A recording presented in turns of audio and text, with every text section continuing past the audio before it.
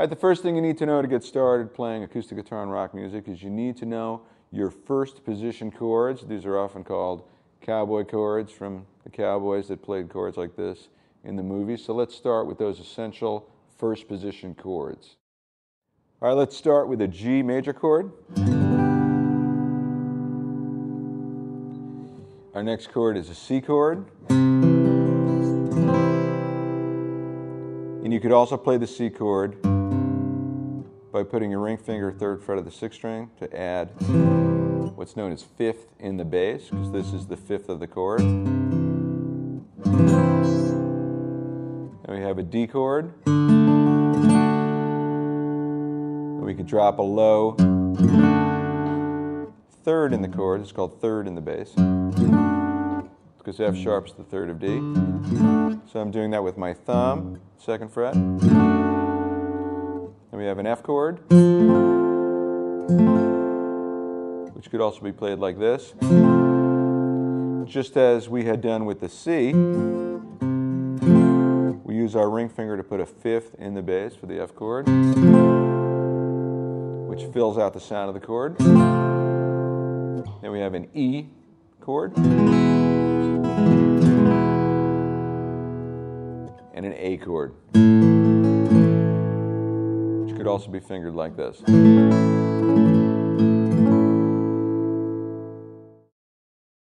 All right, let's begin with some basic strumming patterns. These are very simple strumming patterns that you hear all the time in acoustic rock style music. You hear it in the music of Bruce Springsteen and Creedence Clearwater Revival. You hear it in the Beatles and the Rolling Stones. This is just a very simple basic strum, and what you need to keep in mind is the role of the acoustic guitar oftentimes in rock music is to drive the beat and keep the beat going. So the way to do that when you play acoustic guitar is you need to consistently strum down, up, down, up, down, up, down, up, down, up with your strumming hand.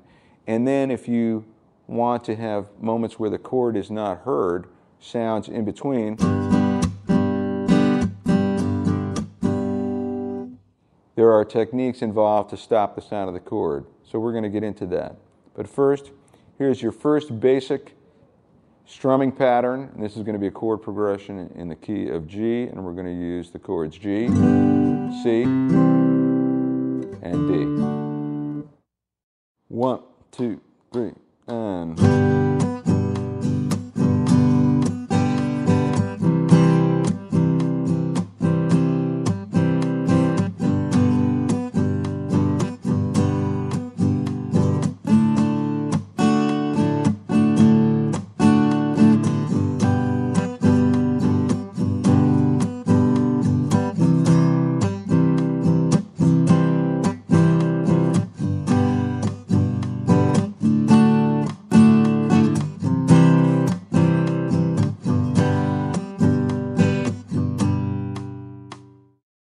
Now let's change this pattern a little bit. What I did in the first pattern is I had a downstroke on beat 1, and then on beat 2 I had a dead string hit, and then I caught it on the upstroke.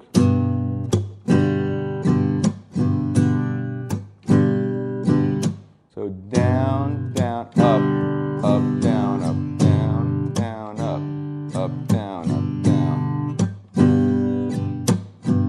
And what's happening here is on beats 2 and 4, I'm hitting a dead string accent, which if you were playing with a band, that's where the snare hits would be, and it accentuates the drive of the beat and the snare hits. So the way I do that is my right hand comes down and the pick goes across the strings, but simultaneously my palm lands on the strings to create the deadened sound.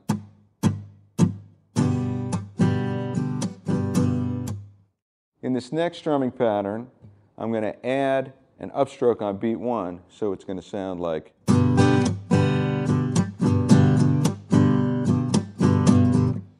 So it's a little bit busier, but again, the most important thing to keep in mind is to have solid time and lock into the beat. And you're going to hear stuff like this and strumming patterns like this in the music of Bob Seger and John Mellencamp, and just straight, typical country, folk, Americana type rock. 1, 2, 3, and...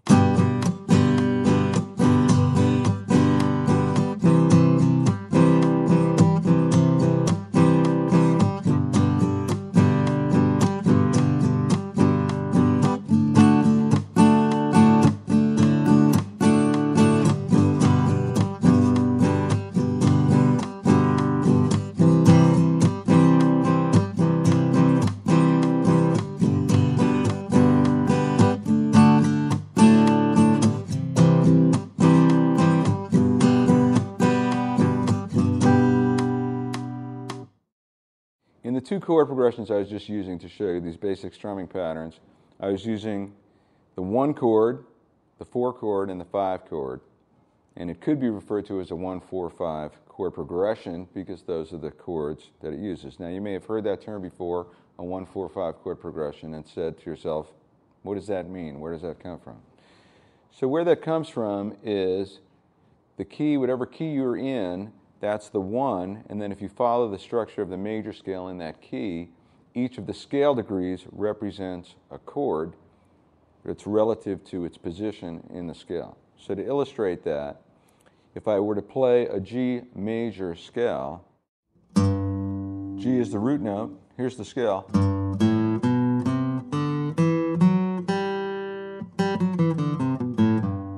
So G is the 1, or the root note.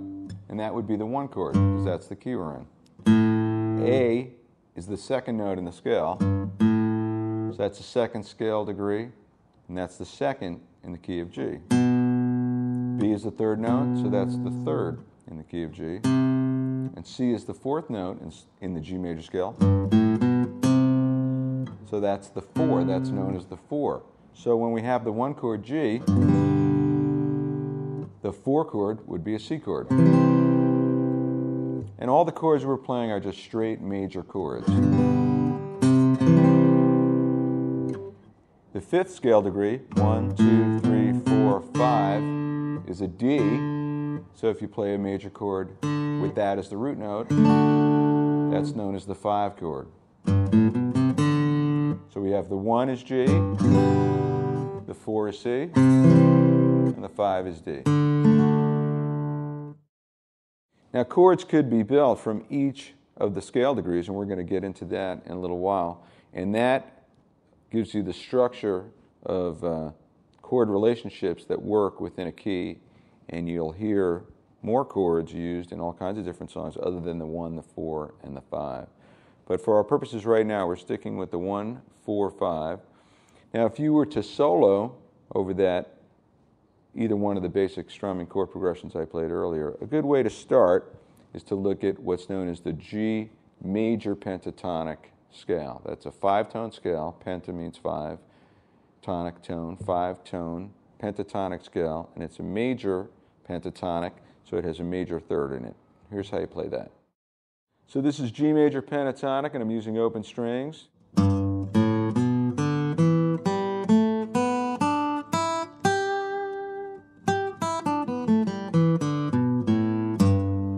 We got the root, 2nd, 3rd, 5th, 6th. Root, 2nd, 3rd, 5th, 6th. And there's all kinds of different exercises you can do to help memorize the scale.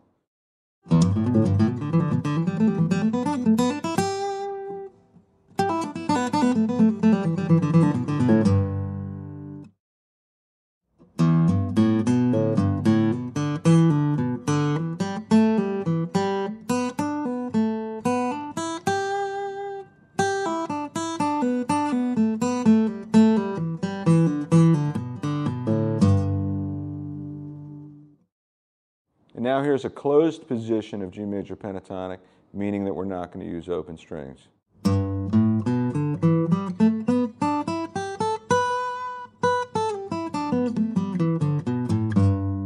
Root, 2nd, 3rd, 5th,